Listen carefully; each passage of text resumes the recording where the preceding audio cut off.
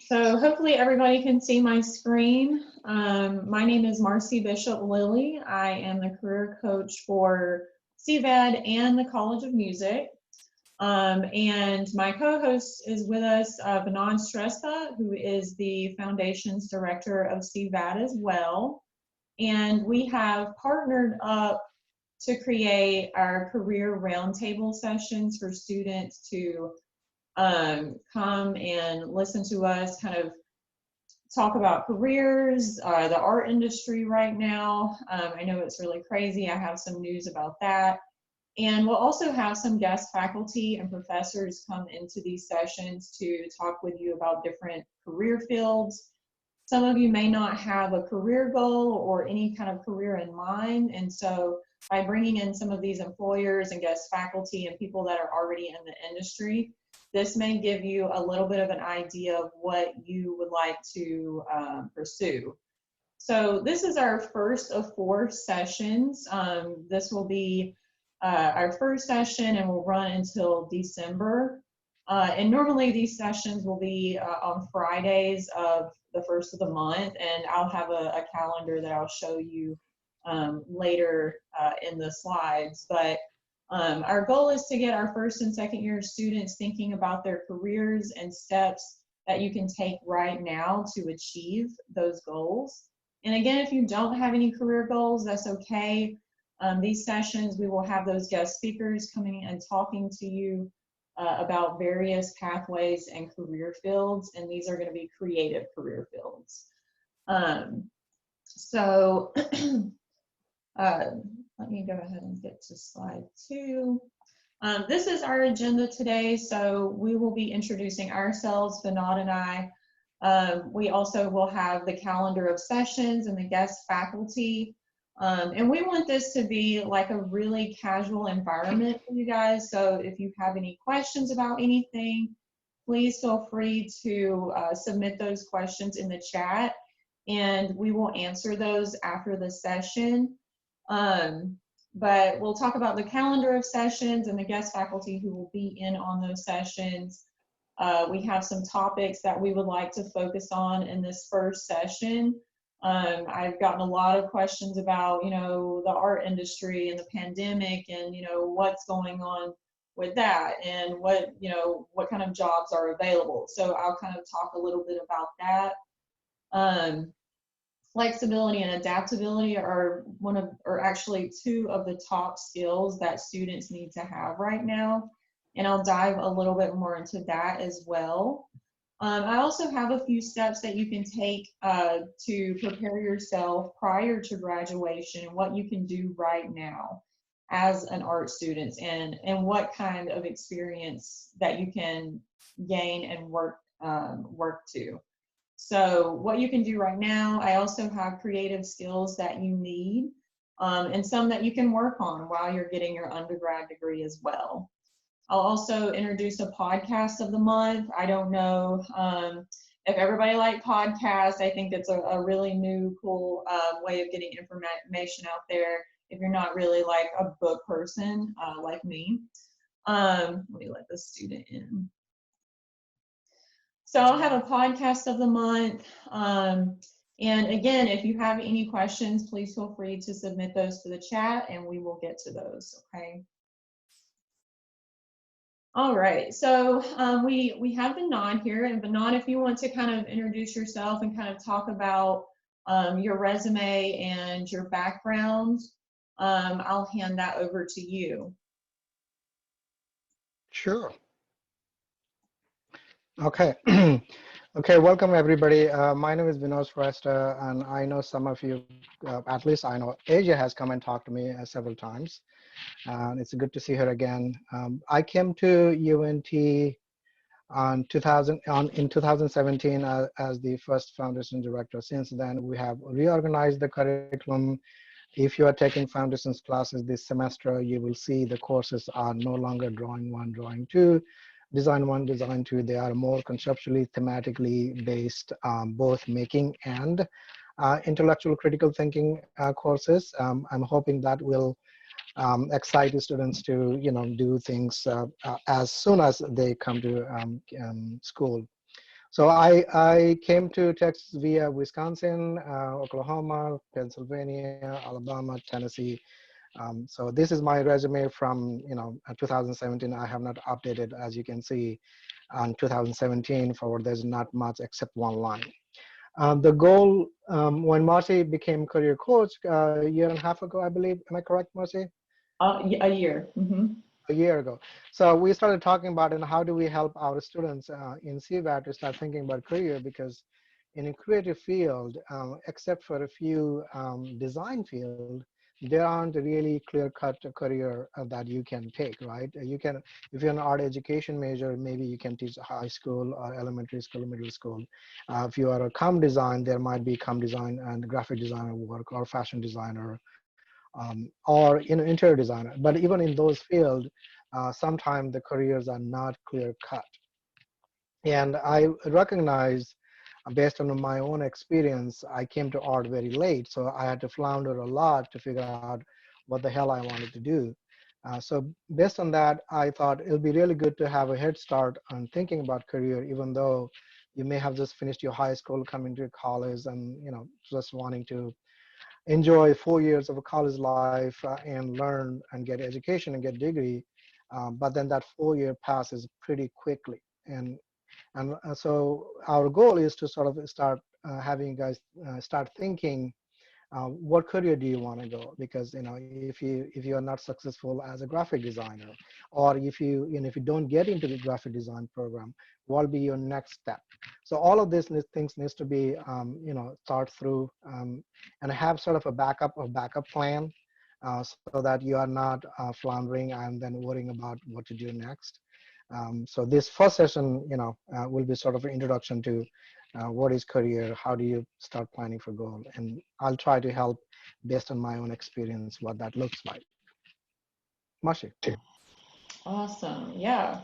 There are different ways to approach your career pathway. And speaking from someone who was not really clear on their career pathway, me, I can kind of talk about my background and how I got to where I am now. So I graduated from UNCP, University of North Carolina at Pembroke, with an art education degree. And I fought my mother tooth and nail to not be an art education major because I did not want to teach, especially younger children. That was just not something I was interested in. But we see that I went ahead and I got that art education degree. And I'm actually really happy that I did that, because getting that art education degree really set me up, gave me some really great experience in the classroom, outside of the classroom. It really helped me with my presentation skills and just being comfortable with talking to people. So I do have that art education background. But yeah, I wasn't really sure what I wanted to do with that. I was really interested in just being an artist. I was really into my practice and just making as many paintings as possible. But I know like a lot of us painting and drawing students are really into their artwork and like, nothing else.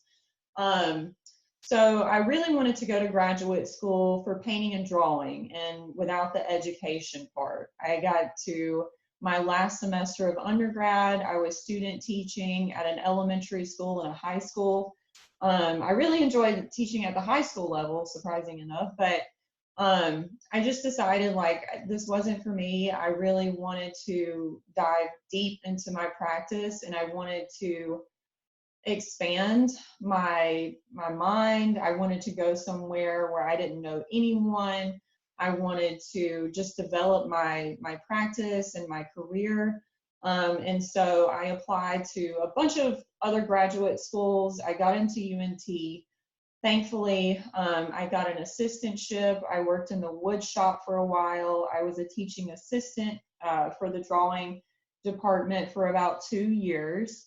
And I feel like these experiences really helped me grow as an artist, and also helped me grow into the career that I really wanted. And so I got into UNT. I was painting and drawing, taking classes, being an assistant, and then I got the opportunity to be a teaching assistant.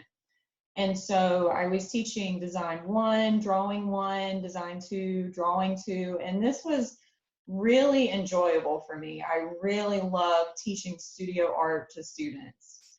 And so that kind of clicked with me. I was like, well, you know, I don't like kids, but I really enjoy teaching college students. They want to be here, they want to better themselves, and they are so good at listening. And so that for me was just like a light bulb. And so I decided, like, I'm either going to teach college or I'm going to work in higher education, regardless of what I'm doing, whether it's teaching or non-instructional. So I was a teaching assistant for a little bit. I graduated with my MFA degree in 2016. I was an adjunct for a little while. I worked as an adjunct for about 3-4 years, and I'm still an adjunct at Tarrant County College, but I teach online art appreciation there. And I've had a lot of really crazy, odd jobs in between. I was working at a wine and design, kind of like painting with a twist type business.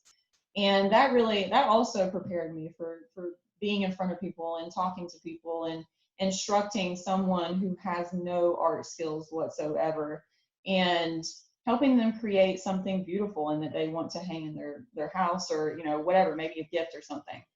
And so my experience, job related, has always been creative. Like, I've always sought a creative job no matter what I'm doing. Now, I was a server in the past, I was a bartender in the past, you know, whatever you have to do to pay the bills. But I was also pursuing a creative career as well.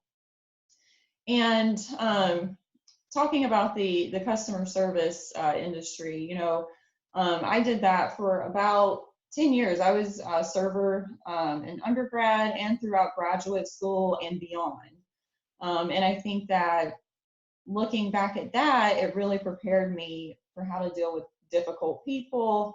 And so, you know, any experience is good experience. So, you know, if the opportunity arises and you are serving and you're looking for creative jobs, please take any of those opportunities.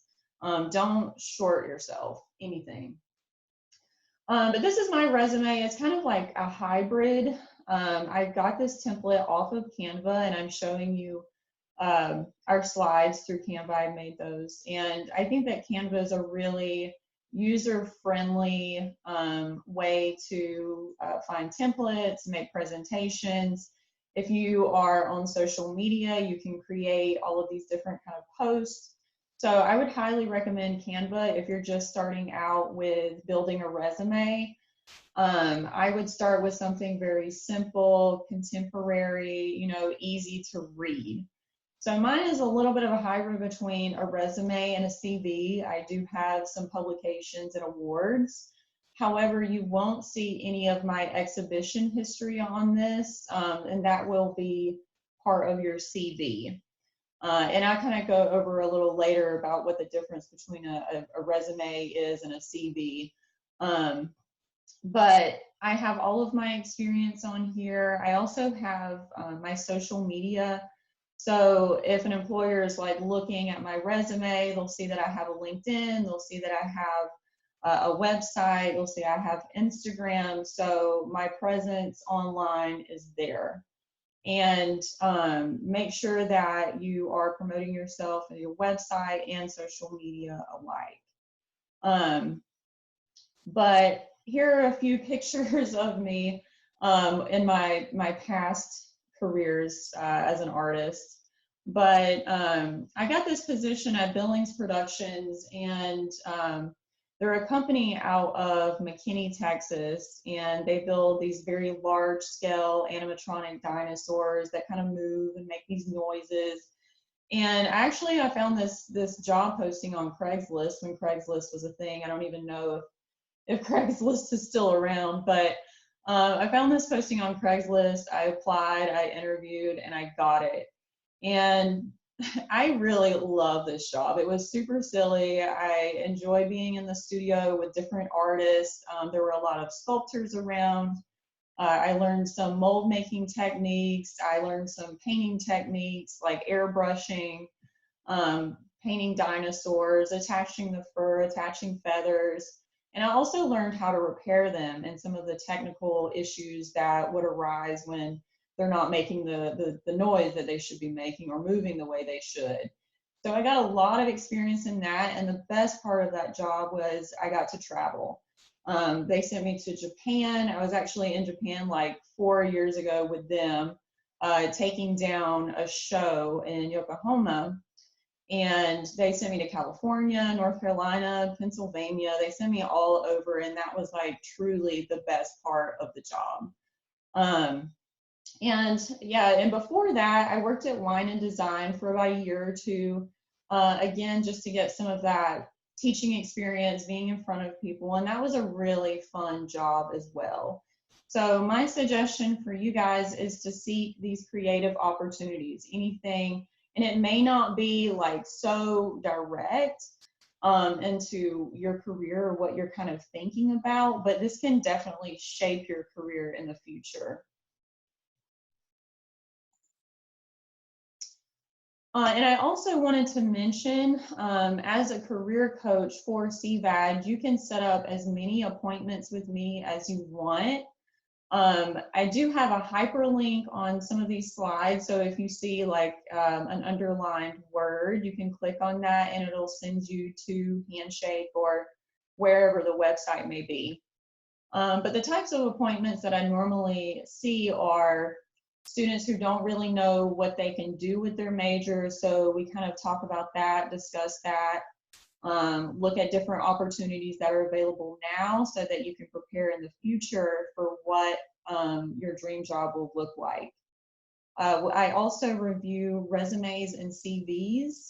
I'm working with professional practices currently, meeting with students every day to discuss their resume, their CV.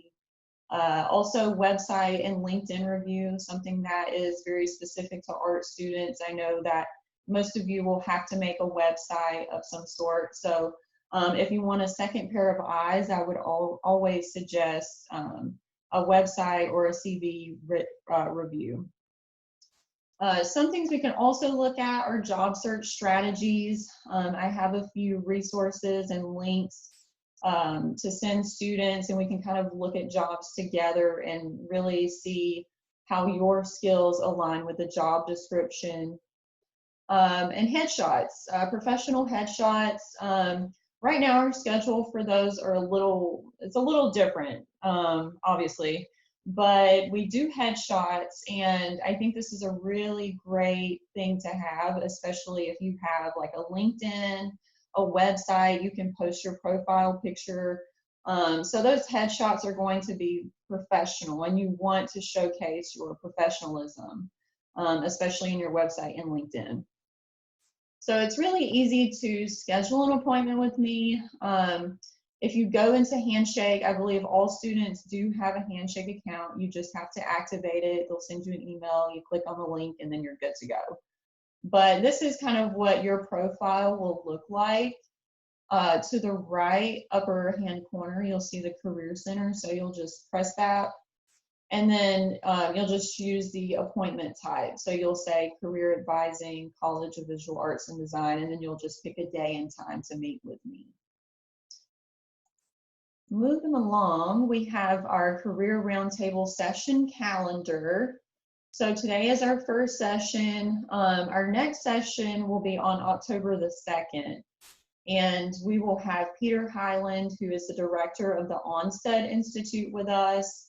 And his background is very broad as well. He has experience with grant writing. He's the director of the Onstead Institute. Here they have connections with CVAD and K through 12 public schools. And so if anybody is interested in art education or wants to know more about that, I would definitely tune into that session, because we also have Kathy Brown, who is a professor here at CVAD, of K through 12 as well. And I also have a little podcast of the month. Our third session will be Troy Abel and Nathan McCown. And we thought that this would be really great to have these two guests together because they are in the industry of user experience and user design. And I think right now that's a really hot career to have, and it pays very well. So we'll have them in session 3. So we'll talk with Troy about user experience, and we'll give you a little introduction on that. And we'll also have Nathan from Credera, which is one of the top best companies to work for here in Texas. And they are actively recruiting students for jobs and internships.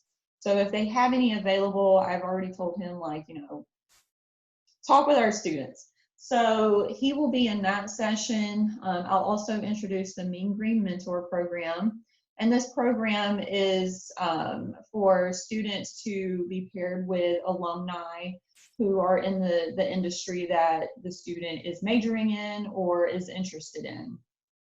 So you'll get a little bit of a firsthand experience about the industry, and your mentor can also advise you in the steps to take in order to achieve your career goals as well. So session 4, this one will be in December. We'll have Connie Hatchett and Laura Evans. And Connie Hatchett is the museum education manager at the Kimball Art Museum. I have a lot of students who are interested in museum studies or gallery work or museum education. And so I think it would be really great to have her in this session to answer any of those questions you guys may have about museums and galleries and things like that. Laura Evans is also education related, but she also has a certification in art crime. And I'm very interested in that myself. So we have invited her to come and speak with you guys about certifications in art crime and art K through 12. And then I'll give you a little reminder about that Mean Green Mentor Program. But I'm so happy about this. I'm really excited to share this with you all. I'm really happy about the faculty and the guest speakers that we have, and I'm hoping that it will help you at least find something that you're interested in if you're not really sure about what you want to do next. I want to give you as many options as possible so that we can help you get to where you want to be. So the first thing I want to talk about is the pandemic and the art industry. Right now, you know, things are not looking good, but things are not looking good for all industries, you know, except for Amazon. Amazon's doing totally fine right now, but you know, the other industries are lacking a little bit. But over 4 months, the Texas arts economy has been hit hard, and that's not a secret. A lot of people have lost their jobs or been furloughed. There's a decline in sales, and so it's really not looking too good right now, but we will prevail. There are strategies that are set to help our economy and our creative economy. So what needs to happen is local, private, and public partnerships between municipal governments. So we do have to have some level of government programs and sponsorships helping us.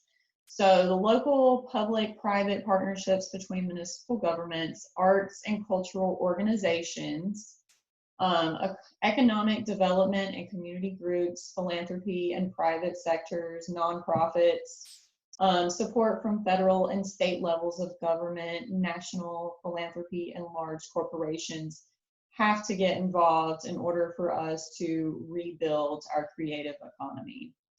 Now, some ways that they can do this is by sourcing creatives locally. So with reduced demands for large cultural events as a result of social distancing, there's an opportunity for communities to shift to locally sourced culture. Communities can develop strategies to hire local creatives and create online portals and platforms to allow residents and businesses to hire local artists, musicians, and performers for a smaller scale local event. And so bringing in that conversation to this next slide, I met with Pangea app, and this is a new platform for students who are looking for work experience. And this is kind of like a contract experience, like it's not like a regular job. You kind of work on projects and you get paid for them. And so I met with Pangea, and this is a new platform. It's kind of like Upworks, if you've ever heard of that. But employers will hire you for a certain job. There are some internships. This is all remote. Some of them are part-time. Some are internships. But they told me they hire students from around the U.S., join thousands of other college students from schools, and I think this is a really great platform for students to kind of check out, because you can work project to project. You can put all of this experience on your CV or on your resume, and you can also build your portfolio too. So I would check that out. I have the link up top.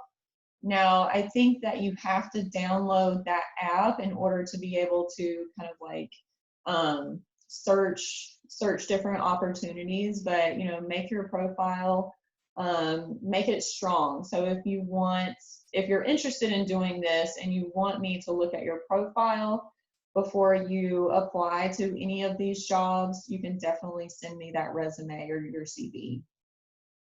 But I think this is a great way to kind of get your feet wet if you don't really have any work experience, or if you're looking for an internship, check it out.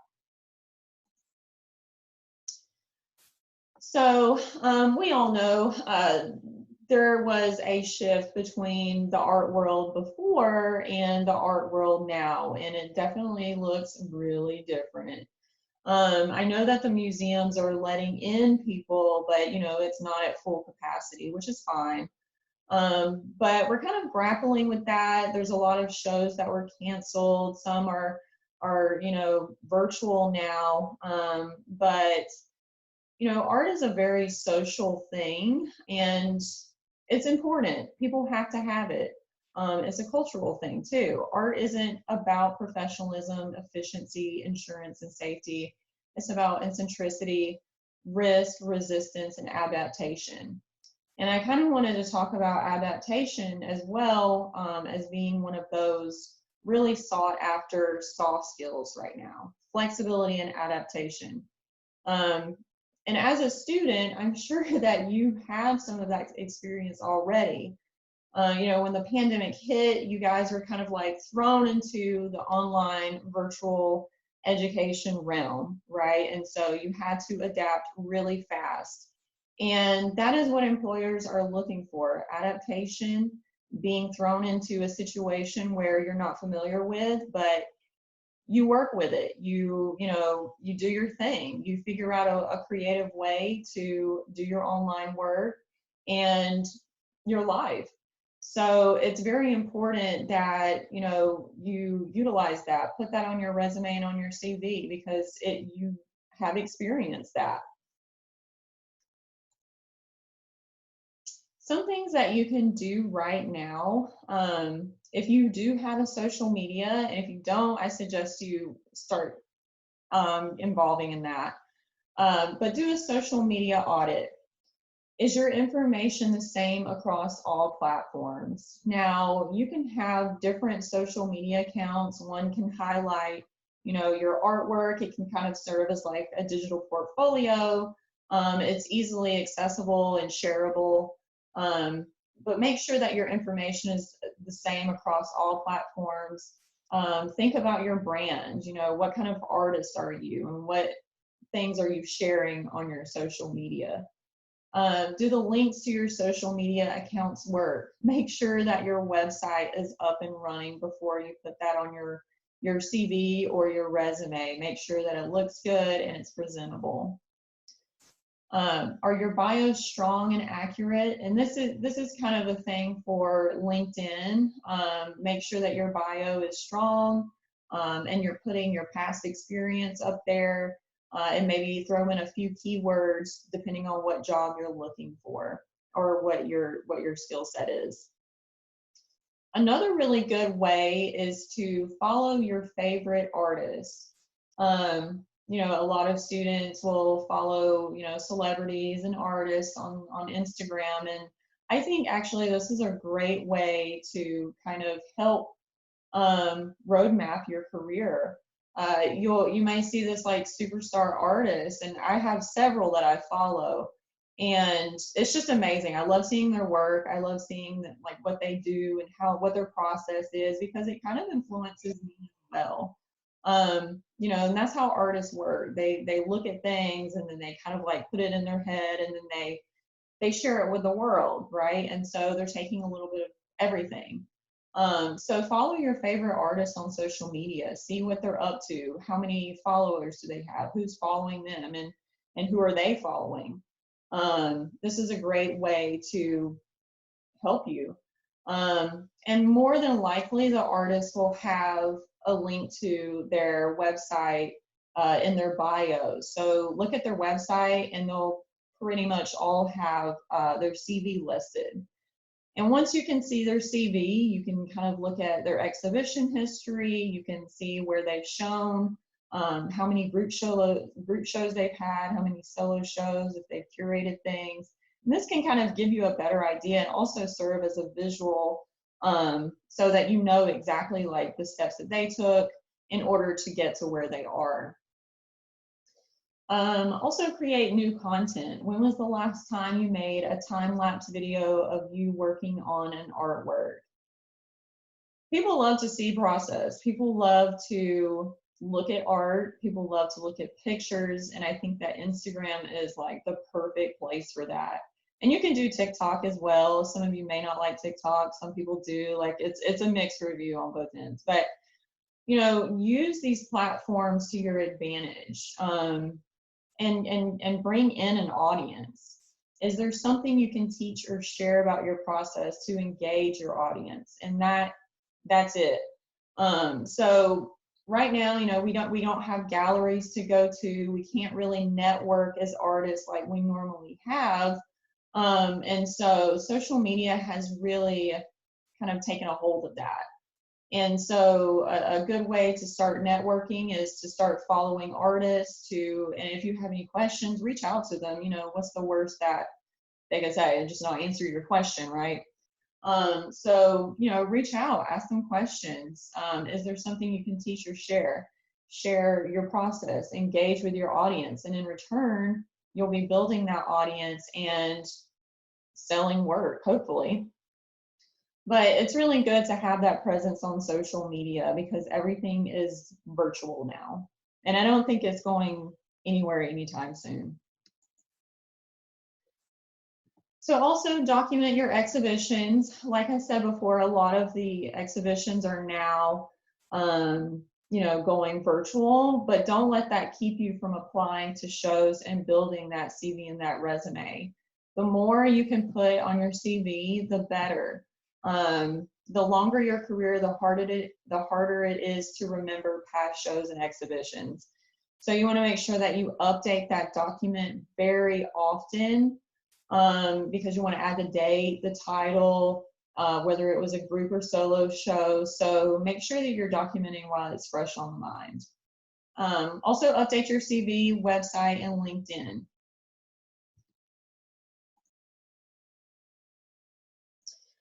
So again, your online presence is important now and will continue to be important when maybe when there is an end, right? Hopefully.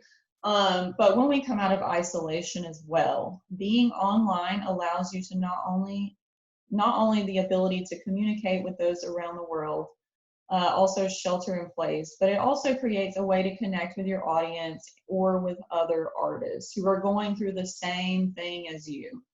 Okay, so the more you connect, the more you have a presence online, the better. Another thing that you can start thinking about or doing a little bit of research on is researching jobs, researching careers that you may be interested in. Let's say you want to be an art director in the future, okay? So being an art director, you need to have at least 4 or 5 years to be that that higher up art director. So the more you know now, the better, because you can start building your portfolio to meet that goal or meet those years of experience. So research some jobs, you know, go to specific websites or companies or museums that you're interested in working for, and just kind of see like where or what kind of positions they have open, what kind of skills and technologies you should know. Look for some internships and volunteer opportunities for the future. And I do have some information. I saw this the other day on CVAD's website that the page was CVAD News and Views. And I saw maybe about 7 student employment opportunities that were filled because it's already, you know, a week into the semester. But this could be for future reference. If you want some experience on campus that is within CVAD, make sure that you're checking early before the semester begins so that you can have time to apply to some of those. But there were some really good positions. I know there was like a gallery attendant, a shop assistant, all sorts of positions available. So please make sure that you are, you know, you're researching and you know what's out there, and you know what they're asking for. So they had those positions posted on CVAD's website, but you would have to apply via handshake. But again, it's super easy to just confirm your account, but that's how you would apply to any student employment opportunity at CVAD. Glasstire is also a really great website for Texas visual artists. I suggest students look at Glasstire. I suggest artists look at Glasstire. I suggest anyone look at Glasstire because I am obsessed with this website. They have internships, they have job postings, they have calls for entries.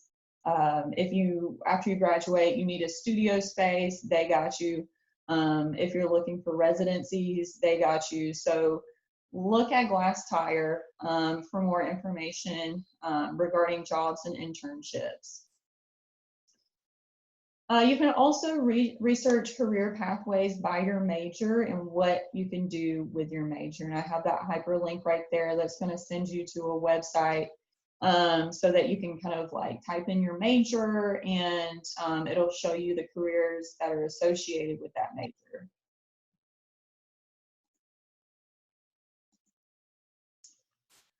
And so some of the creative skills that you need right now, so these are soft skills, and soft skills cannot be measured and are non-technical abilities. These skills are kind of along the lines of personal skills, right? Or, you know, working with other people, you'll gain these kind of skills. So creativity, of course, and, you know, we are College of Visual Arts and Design. We're all about creativity. So organizations need people who can creatively approach problems and tasks along the way. They need people with creative, out there ideas, okay, for solving these problems and tasks. Collaboration. High functioning teams can accomplish more than any individual, and organizations know that. So collaborations, you may be working with your classmates on an art project, or you may be working with another artist to produce a show of some sort. Binod and I are working together to create our career roundtable sessions.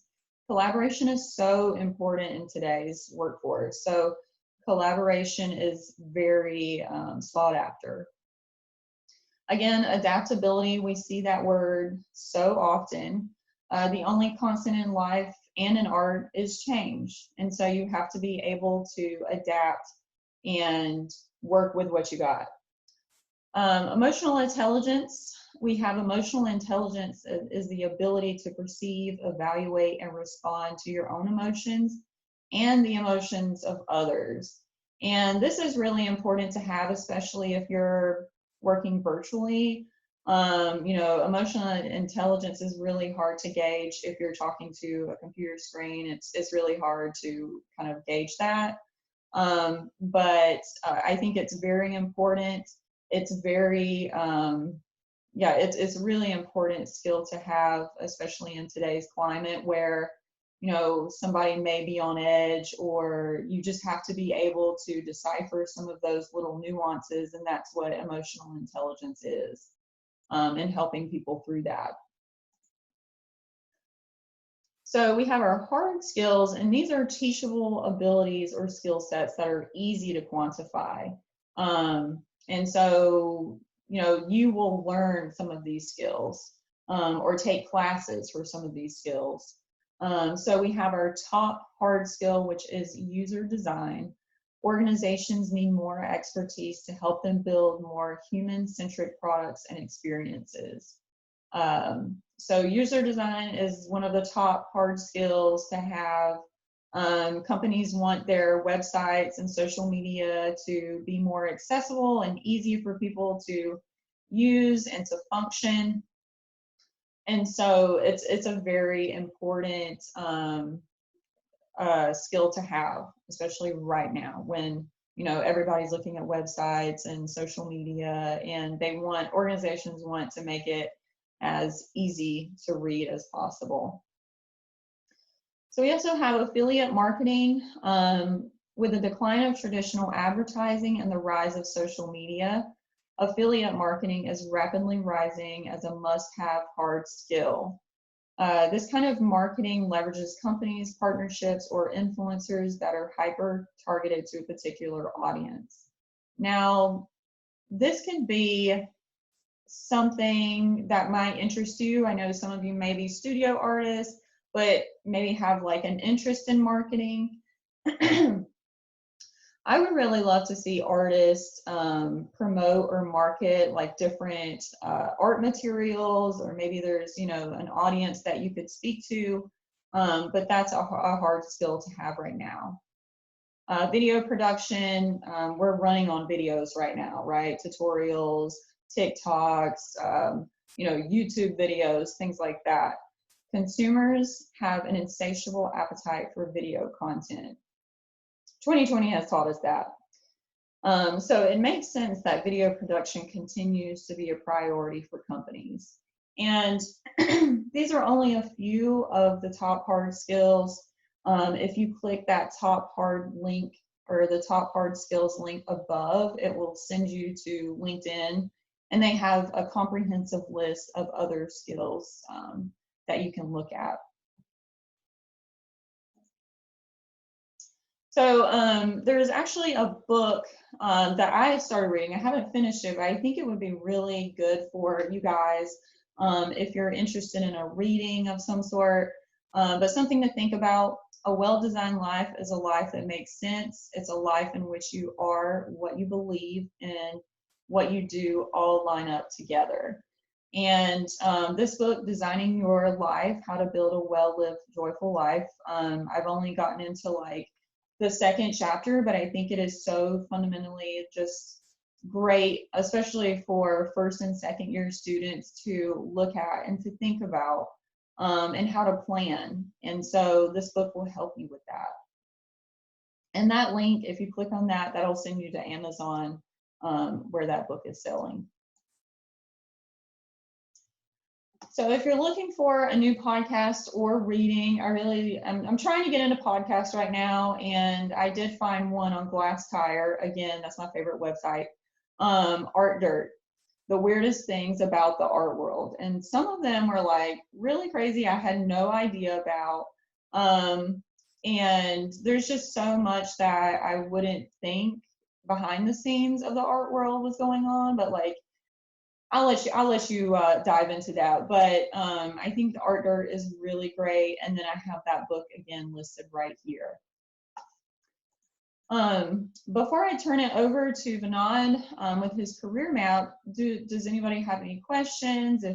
If you do, please put them in the chat and we will answer them. But I also have a short survey that I will be sending to everyone's MyUNT email address to let us know, you know, is there a certain topic that you really want us to talk about? If you have any questions, let us know how we can improve or what we did really great on. I always love to hear it. So I've done my spiel, and Vinod, you are up, and I'm gonna stop sharing my screen so you can share yours. Yep. But here we go. I think you have to allow me to share. Okay. And guys, yeah, keep on typing questions in the chat so we can come back to it. Okay. There we go. Can you share? Yep. Perfect. I think so.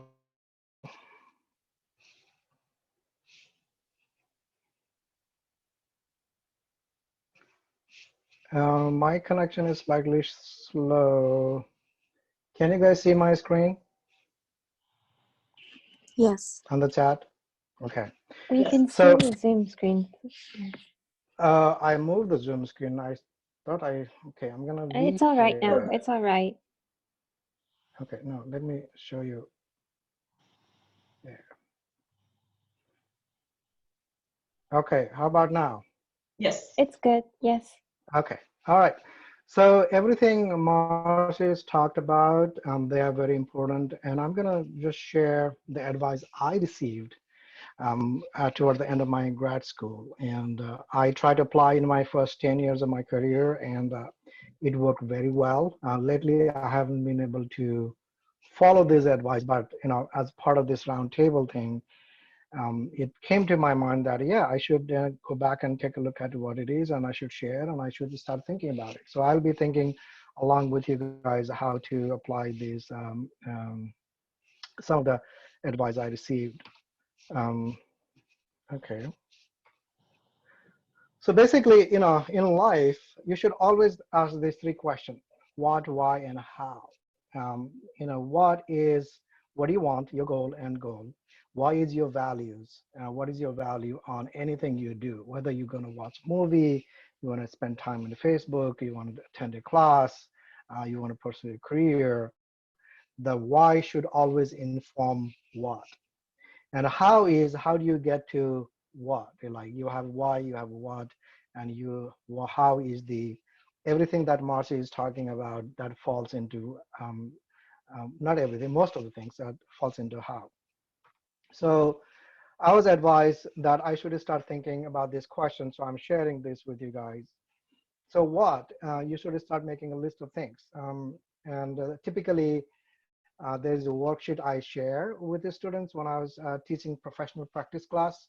So I advise you guys to sort of think about what is your short-term goal or long-term goal. A short-term goal could be a year, or it could be even shorter than that, 3 months, 6 months, 9 months, 1 year, and all the way to 10 years if you want that.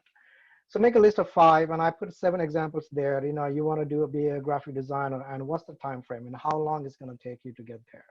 So if you make those a list, and that'll help you sort of formulate and think about the amount of time it might take it to be there. And sometimes you might get there earlier than you anticipated. Sometimes it might be later than you anticipated. But having that time frame in mind is always helpful. And for those of you who don't know, there are a couple of websites, Patreon and Fiverr. They actually allows you to use your skill, any kind of skills you have, and to make money. And I'm saying 3 years because if you are in the first year of the college, it'll take you to build up your skills. But you're already pro in a Photoshop and Illustrator skills. You might want to consider having a Fiverr account where people can give you a job and you can say, I'll do this job for this amount of money. And it's basically sort of like, mutual understanding. And in that website, there are people from all over the world. So make this list, think about what time frame that you think you're going to take to get to that point. If you want to become an elementary art school teacher, obviously, if you're the second year, it's going to take 4 years. If you're first year, it's going to take 5 years. So be realistic about what your career goal may be in terms of what you want to do in how many, how long time from now. And so then you want to look at why. Why do you want to do that? If you want to become a graphic designer, yes, that gives you some creative juice, or it makes you, gives you some satisfaction, but why else? What else is there to become a graphic designer? You always want to have that question answered. Passion itself is not enough. So you want to write down for each of your career goal, why do you want to have that career goal in your life? Like if you want to, for example, I've said here, open a business in 7 years. So why? Why do you want to have a business in 7 years? So you want to sort of write it down, because why, your values will help you achieve your what. If you don't have an answer to why, then you are not sure what you want to do. And that doesn't mean that you have to have an answer to why every time right now, but this is an exercise for you guys to sort of start thinking. And so what should be more than one. Don't just say, I want to be a doctor, or I want to be a art teacher, or I want to do this, but you have to have a backup, like what else you can do, what else you want to do, so that you start planning for both short-term and long-term your goals. Once you have a what and why, then you start thinking about how do you want to do it, right? So you want to become, let's say your goal is to become an elementary art teacher, and you answer, it's going to take 5 years. You answer why you want to do it, because you love kids, you want to teach kids to be excited about their learning, and you love hanging out with kids.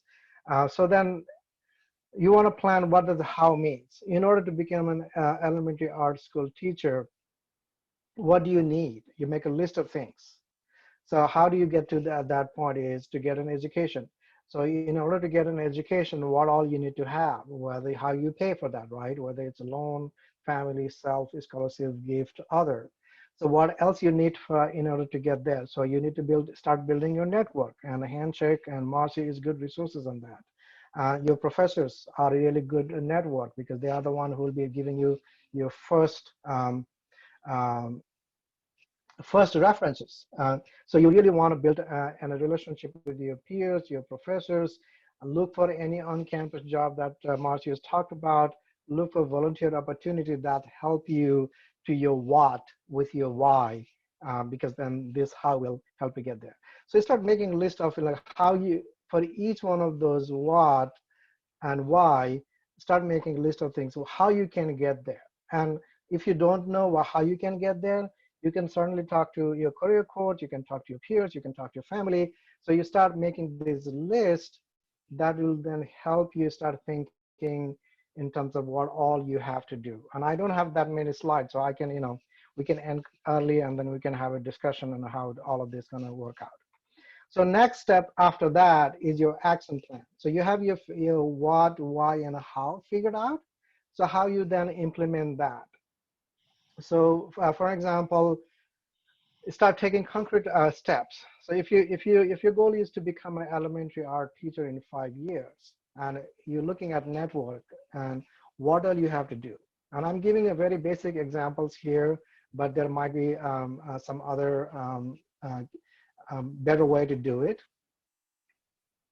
And then then you can start checking these action plans, and you review them. If you need to add more action plans, you can add it, and then you again act on it.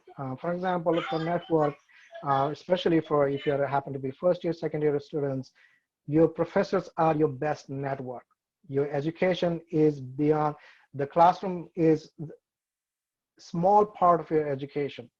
So build a relationship with your professors, visit their office hours, ask about your aspirations, ask questions, how they got there. Let them know that you are always looking for opportunity. And don't ever talk to your professor only about your grades, because grade is not reflective of your success or failure in your career. You can be all A student in your college, but you might end up having a really miserable career. So education is much more than grade. And I can say that in this group because we are here for different reasons. So always make sure that you are talking to your faculty, and always be willing to help others before you ask for help, because that's how you build your network. And then keep track of your timeline for your goal, and always revisit why you want to do, so that this mind map or the career map should be flexible. And each time you have a new fact, each time you have a new information, you want to be willing to go back and then sort of change how your action plan works, or change the how part of your what, why, and how. And seek out career coach. Marcy is a great resource. She is here for you guys. You visit Handshake regularly, and that's where you find all of the UNT and CVAD opportunities. And if your goal is to become an elementary art education, then look out for any kind of teaching opportunity, whether that means working on Denton County, not Denton County, Denter's, what is that, Denton Center for Arts in the downtown. There's Art Center, and you sort of like, go there and volunteer your time. So you always do take action that's going to support your what, because you know your why. And then every time you check your timeline, every 2-3 months, you look at your what's and your how, and do you still have the same kind of answer? If yes, then you are on track. If you have a different kind of answer after checking, rechecking, then your career path is changing. So be flexible on how changing career path will help you. And always every 2 to 3 months, review your action plan and see what you're doing, see how you're doing, and then so reevaluate and then reapply, and always ask these 3 questions: why, what, and how. Those are the crux of everything we do in life, whether that's driving a car to destination, whether that's going to a movie, whether spending time reading a book, whether taking a class, whether getting an education. Everything we do revolves around why, what, and how. Does that make sense? So I don't have much. It's a very short tips that I received in my grad school, which has helped me a lot. My first 10-year goal was to have a tenure track teaching job and have a solo exhibition at the museum, which I did with less than 10 years. But lately, since I moved to Texas, I've been busy with my new job. That's sort of, I'm slacking looking at this. But I think the career roundtable discussion with Marcy allowed me to sort of go back to my old files and sort of trying to bring that to you guys. So your education is just a small part. You always have to come back to what, why, and how. And that's about it. I don't have much to share. It's a quick, small worksheet, or how you can get there. And if you follow this what, why, and how, I can say with a 90% certainty, there's no such thing called 100% guarantee in a lot of things in life, that you will be able to achieve your career goals. And so I'm going to stop talking. So if you guys have any questions, if Marcy would allow you guys to talk, we can have a Q&A, because we have plenty of time to do Q&A.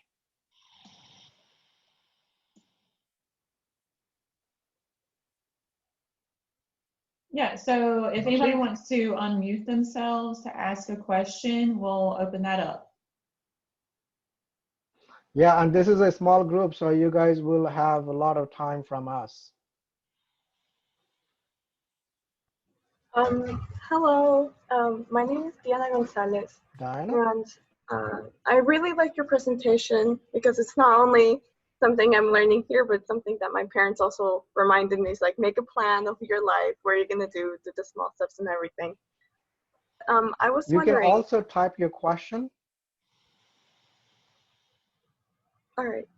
I was wondering, for the hard skills, are there going to be any workshops this year at UNT that can help us with? Is it only going to be connected with our classes, or are we going to have to do most of that with our own time and do that research more on our own? or is there opportunities at UNT so that we can pick up those skills or something? Yeah, Diana, that's a really great question.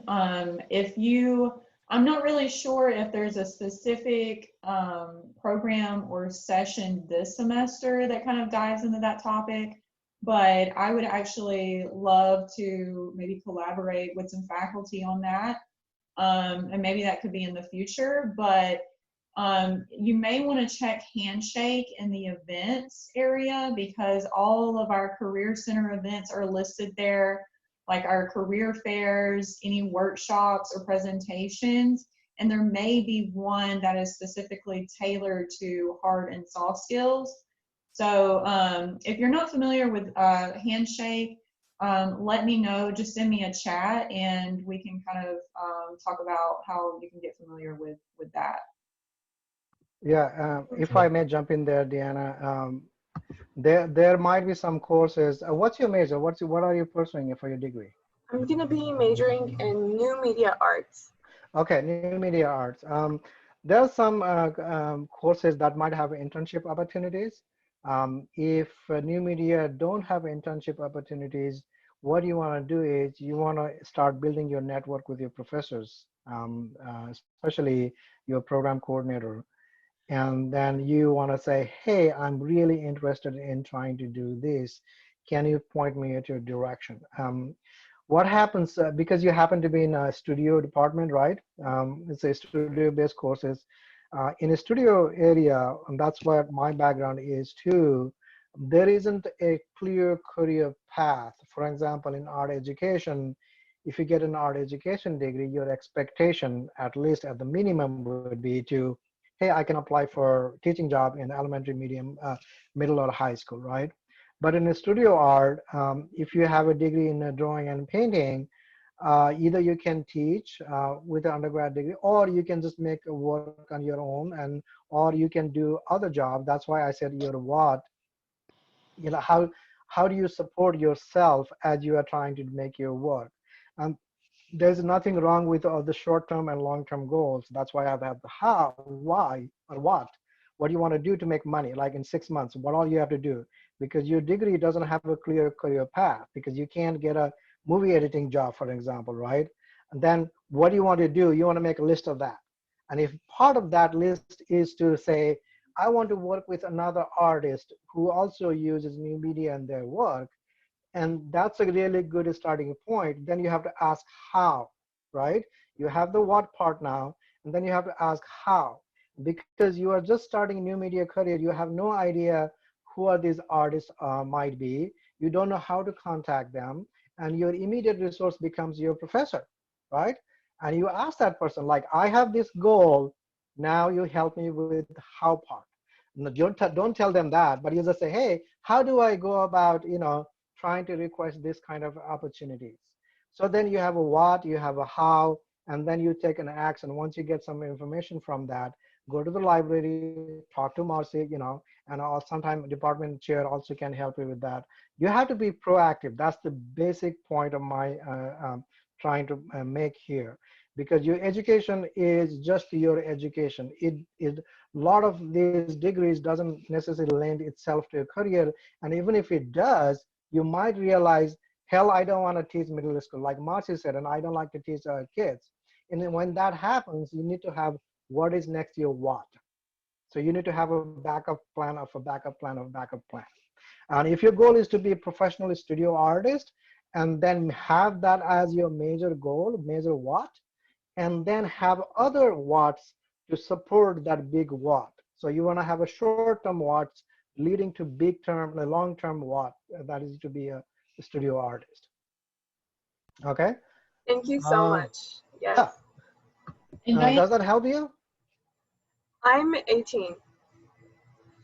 No, I said, does that help you? Oh, sorry. Yes, that does help me.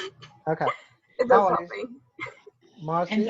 And Diana, I want to say that new media is such a broad area, and I know that you guys are kind of learning different technologies and video platforms and experimental things. So you know, that could also transfer as a hard skill depending on what platforms and tech you're using.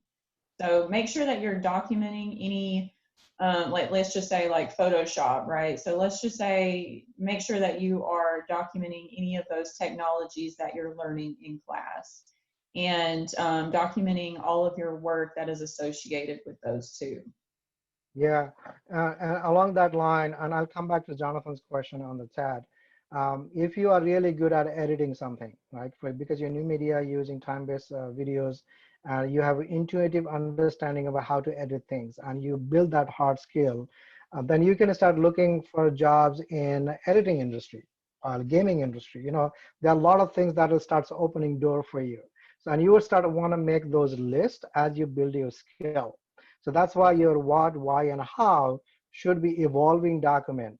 I typically give a worksheet saying this is how you should fill this out with the blanks in the pages, and you want to build that one for yourself and keep on changing every 2-3 months. When you get a time, just review it and see things have changed from the answer you gave like 3 months ago.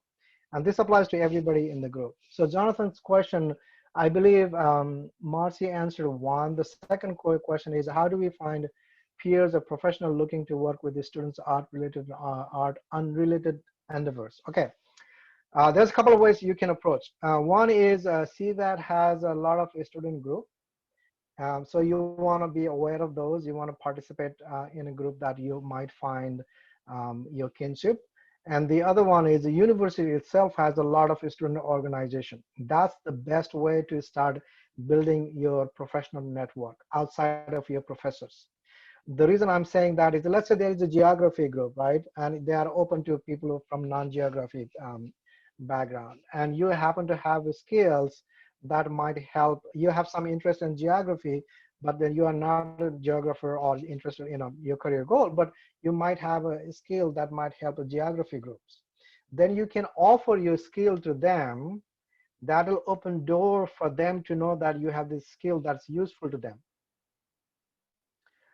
So, and yeah, and there's a, the further roundtable will be dealing with more specific the career or professional opportunities. But I would suggest to start from a student group, go to a student organization, be active, go into the library. They might have opportunities, coming up. So always be on the lookout. Career education is university's responsibility. Career is students' responsibility. So you have to be proactive now as you start your college career to start thinking, how am I going to capitalize all of these skills I'm learning, both hard and soft, to help you pursue your what's, your career goals, whether that may be for next year, for 5 years, from 10 years from now. What other questions? Yeah, the main mentor program, Marcy already answered. Is there any other questions? Jonathan, does that answer makes any sense to you? You can either type or say or speak.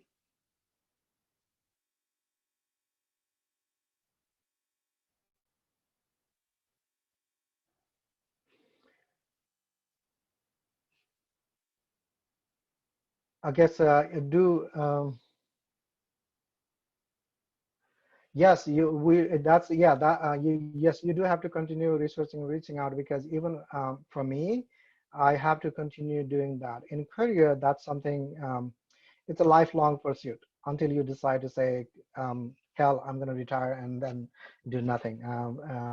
Yeah, career goal is always fluid, and it's a lifelong pursuit, and you always have to be on the lookout. That is true. Online environments are not very good. Is there any other question? Otherwise, I'm going to hand it off to Marcy. Yeah, well, I think does anybody have any more questions? I've got the chat saved, so if there's any more questions that you want answered, go ahead and add those to the chat. I do have the emails of students who would like a copy of the presentation today. So I will be in touch. I'm not sure if I can send that out today, but probably next week. If anybody would like that presentation copy, just put your email address into the chat.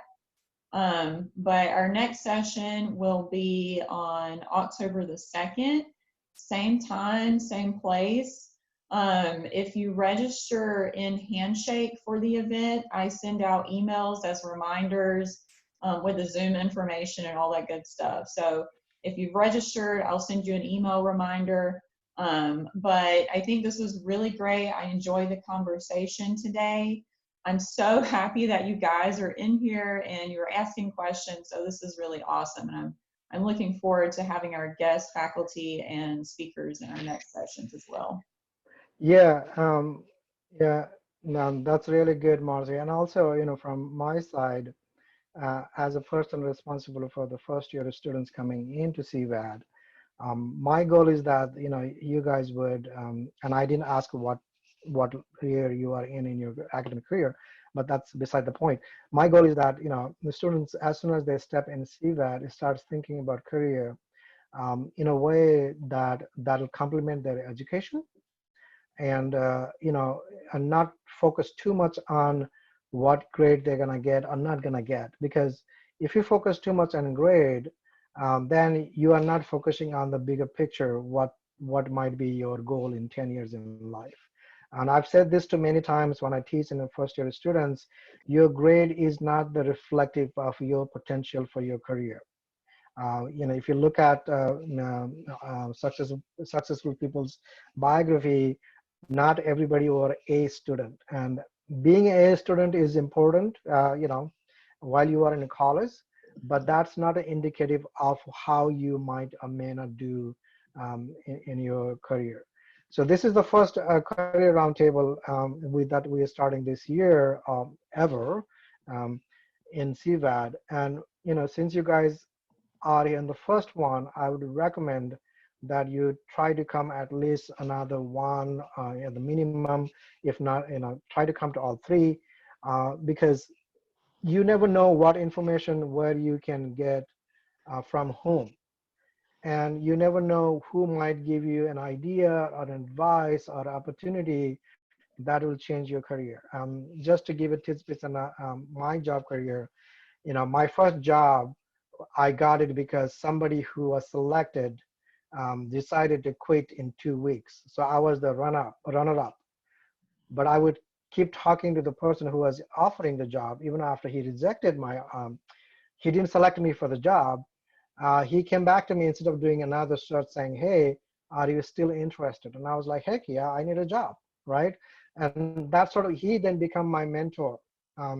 So he was my first reference when I was applying for teaching position after grad school. So you will never know who might be the one who will give you a helping hand. And that is more than just classroom education. So you want to be on the lookout. You want to be kind to people. You want to be willing to help. And you want to have your what, why, and how on your back pocket. So every time there's an opportunity to knock, you open the door. On that, I'm going to stop talking. Otherwise, I'll keep talking. Excellent advice, Binod. I think this was amazing. So I have everybody's email. I'll send out the presentation to the people who have put their email in the chat. But if you have any other questions, please feel free to shoot me an email, reach out to Binod or I. But we are here to help you develop your career pathway and answer any questions that you may have, okay? Yep. But if there are no more questions, I'll go ahead and end the session. Stay safe out there, everyone, and please enjoy your weekend, okay? All right. You guys have a great weekend. It's a long weekend. Thank you you for joining all. us. Thank you. Bye.